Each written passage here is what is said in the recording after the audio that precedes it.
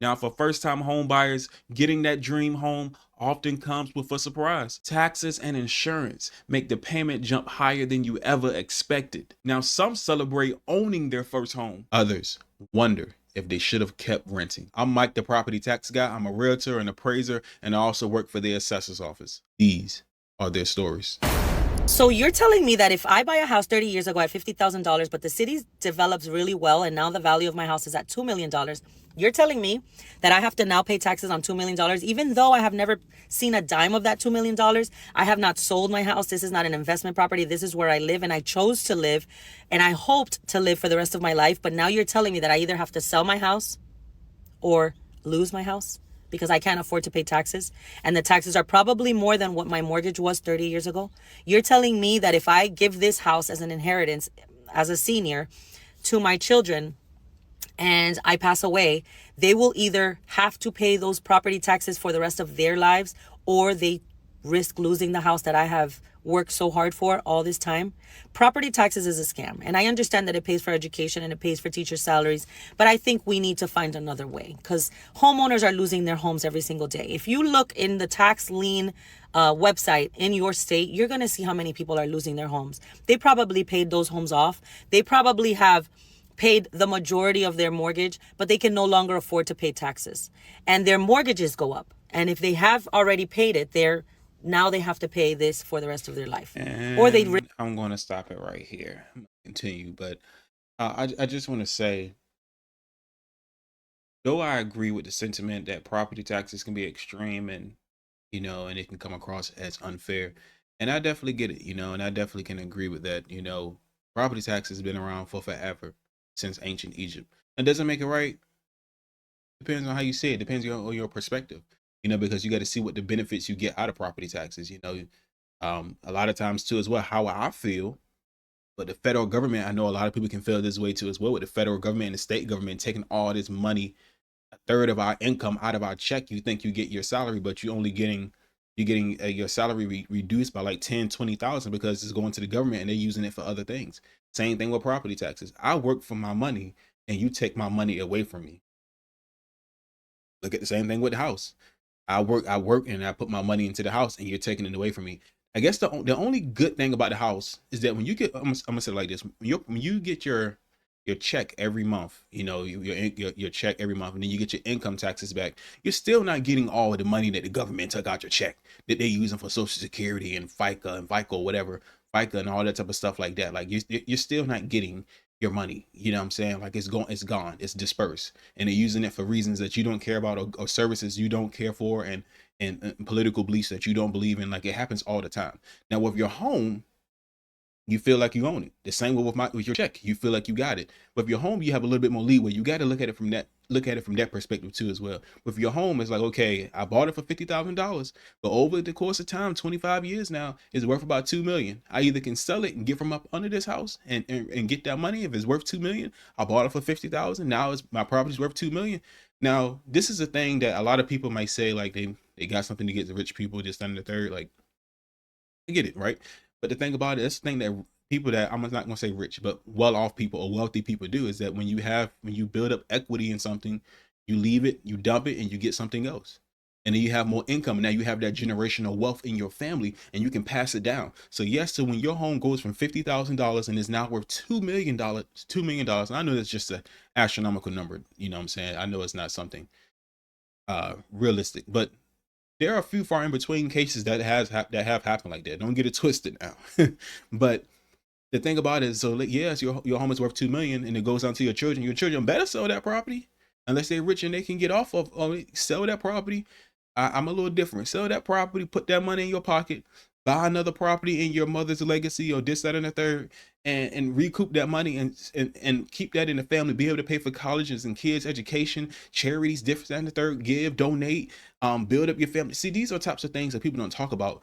That, like I said, this is secrets of the wealthy.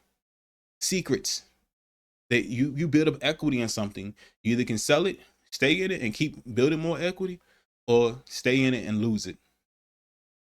Get the proper education. Not talking about her individually. I'm talking about the audience. Get the proper education so you won't be able to run into situations like this. Or when you do run into a situation like this, you know how to handle it. Yes, do I? Now there are some cases where property taxes say, hey, like, can we? Is there any other way? I think it's a scam. I think it's a scam. I mean, I think income coming out of our check is a scam, going to all these different services I don't agree with, you know. But at the end of the day, we all got to pay for something. Ancient taxes been going on. I always said since ancient Egypt, it ain't going nowhere.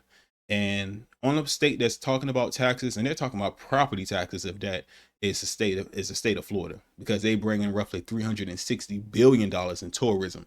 You know, you got Disney World, um, this other thing called Universal Studios, all these different types of tourism attractions down in Florida. Everybody goes to Florida, even from out the country. So they're trying to devise a plan, but they have to be able to fund all those local services in the entire state. And also too, for their local state, sometimes they've been working for a long time. They want promotions, they want to raise just like anybody else.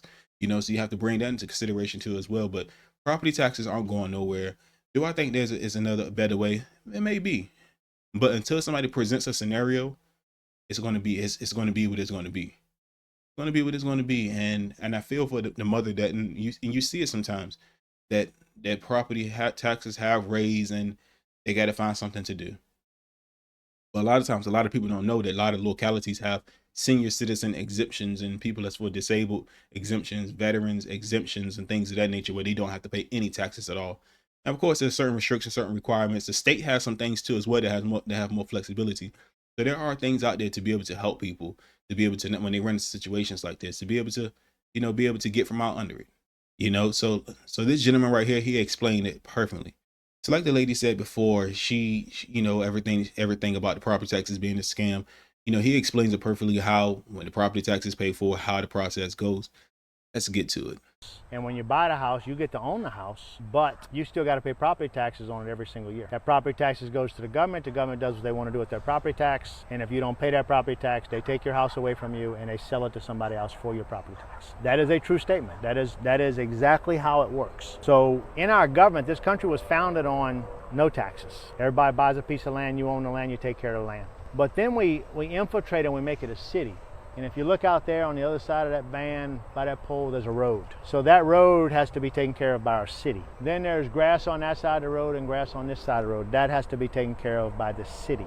So you got city employees that take care of the sewer system. We got city employees that take care of the grass cutting. We got city employees that are taking care of the city hall building, maintaining that. Then we have all the expenses of the city hall building. Then we got employees that collect your water bill, employees that collect your sewer bill, employees that do your property taxes, employees that are there. We got a police department now that has to be paid and all. So basically, everybody in this city pays property taxes. The property taxes are then given to the city, and the city uses that to pay the police department, to pay the fire department, to pay all the public works people, to pay for re-blacktopping roads, to take care of maintenance around our city. And it's a big expense. The city has to have that. If you go into the county, so that's another thing you're going to get also, is as you got your city taxes, you're still going to have county taxes.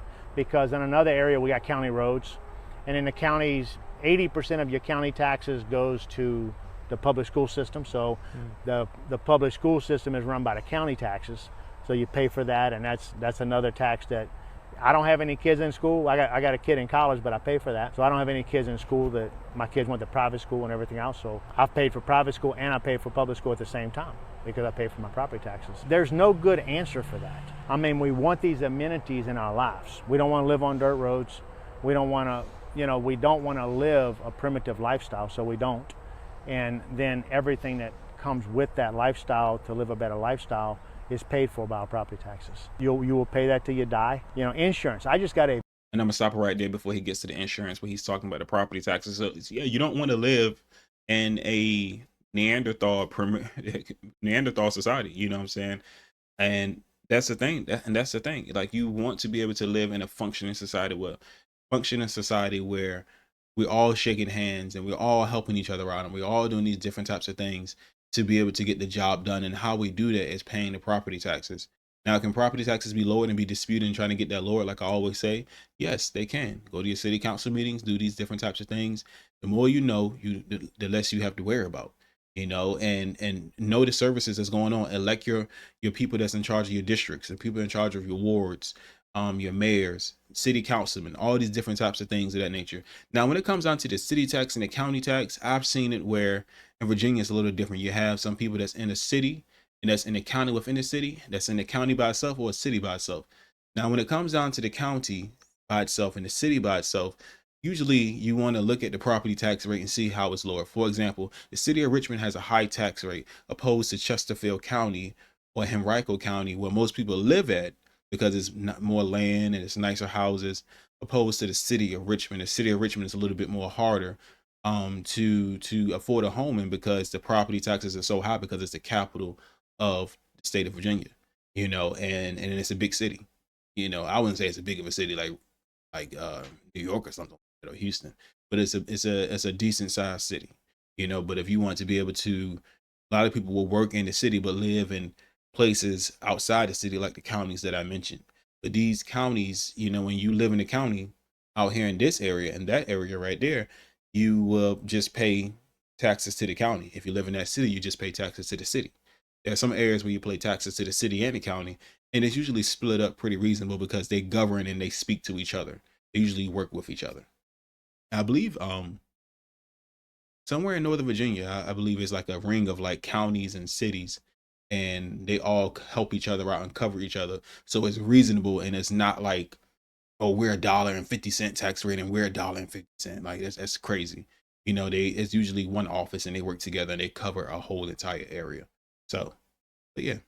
Bill the other day for my insurance. All of my property insurance is on a master plan. That master plan went up 38%. So in 1 year, all of my general liability insurance, all of my insurance on every house I have went up 38%. And yeah, I'm gonna stop right here. I'm gonna just deal with the taxes, but the insurance, always shop around for your insurance, because insurance is always going up and down, fluctuating every time. And insurance is just be crazy. I don't know what scale they use to assess their taxes. I'm sorry, assess their insurance rates and different things of the nature of how much you're gonna have to pay for them. So always shop around. Anytime my insurance is about to be renewed year, I'm always shopping around. I don't care nothing about that loyal customer, all that type of crap they do. That don't mean nothing to me, because I feel like you can be a loyal customer for 4, 5, 7 years, but they still slap you with 100%, 200% increase with no explanation. So I always say shop around for insurance, because they're in a competitive business anyway. Property taxes, you can appeal them at any time, but the people that assess your property taxes, like, not getting anything out of it. They're not getting anything. And at the same time, and if you don't believe what they say or you challenge what they say, they're more than happy to come out and you present data to them and tell them, like, look, I don't believe it's like this because I got this going on with my house. I got this, and they'll lower the value. They do not care, as long as you in there, as long as you in the requirement deadline time. But the thing about it is they have to use the sales of what's happening in the neighborhood and apply the right value. They have to do that. So, but that's all I got for you guys. I'm Mike, the property tax guy. I'll put everybody link in the description below. So if you want to look at them and look at more of their videos, I'll drop it. But I'm Mike, the property tax guy. Have a blessed day.